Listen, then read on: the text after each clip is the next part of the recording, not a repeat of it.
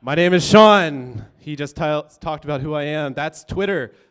Please tell me things. I love feedback. If you're not familiar with Twitter, it is a micro-blogging service for startup people and fans of the band One Direction. Just those two groups of people, actually. So that's me, back in around like 1995, 1996. I make stuff. I was making stuff back then, and I will continue to make stuff, probably for as long as I live. Not much has changed. Smartwatch, still there. All right, you see that? I'm still wearing a watch. See, nothing's changed. All right, cool. But I actually lied. I also sell stuff. All right, CEO, you gotta sell stuff, and so I do a lot of that as well, and I also love selling stuff. I think real good makers love to share what they make, right? So this is what I'm currently selling, BetaBox. We're gonna get into it in a second, but really what I wanna talk about is just 5 simple things that I've picked up along the way of making things. And the first one is, makers see hidden value, okay? So we look out in the world for opportunities to do more with less. So I'm gonna tell you a story about one of those. Does anyone have any idea what this could possibly be? Yes, Cicada Wings. So when I was in like 5th grade, I had this amazing idea. There was these 17-year cicadas swarming the place where I grew up in Ashburn, Virginia. And I had this cool idea, hey, maybe people would want to remember what happened this year when the cicadas invaded. So I had all these 8-year-olds in my suburb collect the bugs and pluck off the wings and bring them to my doorstep for free. They did this. And I glued them to a button, put a string on the back, and sold them as Christmas ornaments for $5 for the little wings and $8 for these big wings here. I made like $300, $400, bought a guitar, and did a whole thing with it. This is what I learned, okay? Entrepreneurs and makers, we do more than imaginable with less than seems possible, okay? So always remember that.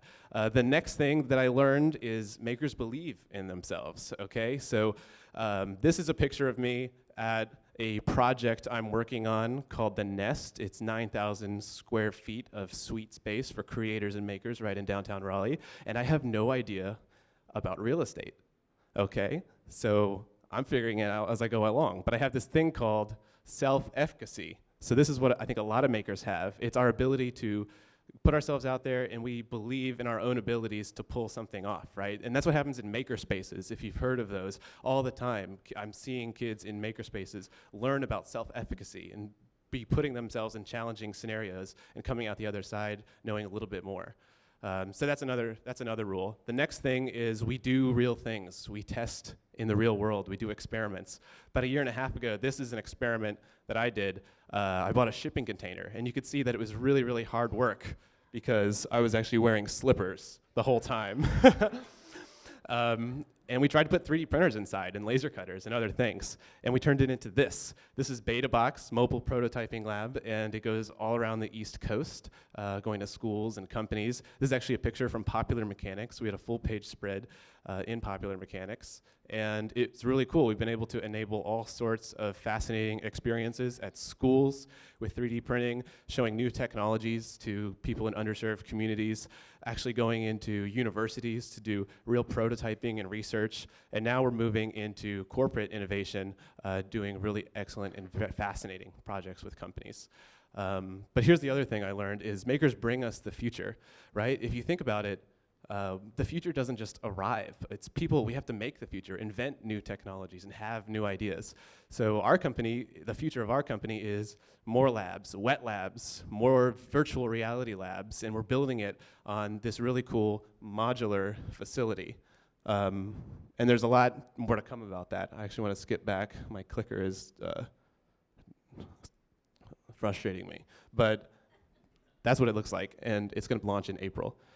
And one thing I wanted to mention is this new BetaBox that's going live. So many people have had so many cool ideas to do things in this mobile lab with all the tools that we have. We opened up this, where people can create experiences that you can do in a BetaBox. People are giving design thinking workshops and cool rapid prototyping challenges and organizational development activities, and they're actually listing them on our website.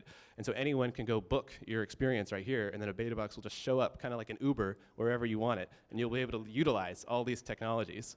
So that's kind of what we're all about. But you may have already seen it. The fifth most important thing, you've only seen me in all these pictures so far, which is another lie, just like the one earlier about I don't just make things, I also sell things.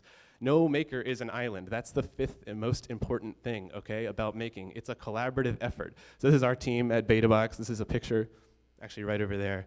And that's them, Michael, Ricky, Meredith, Nicholas, and Greg. But also Quinn. We just hired him. So now, hey, go out there, go make something with other people, and thank you all for inviting me.